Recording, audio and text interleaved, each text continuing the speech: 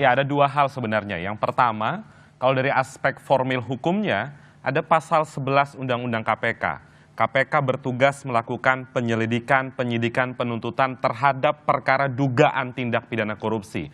Sehingga segala tindakan KPK dalam serangkaian sistem peradilan pidana itu harus ada kaitan dengan perkaranya. Sehingga kalau dipanggil tanpa ada kaitan secara langsung, itu tidak dibenarkan.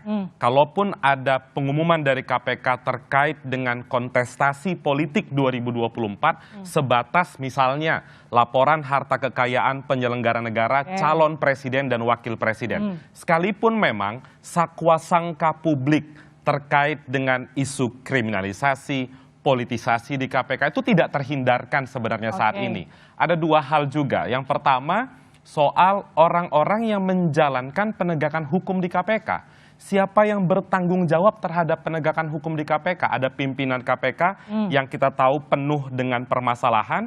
Kemudian yang kedua, dari aspek penegakan hukum dalam konteks perkara-perkara yang selama ini kita lihat, seringkali yang timbul dalam benak masyarakat, satu, KPK takut berhadapan dengan politik, satu sisi juga KPK sepertinya tidak maksimal ketika memberantas korupsi politik.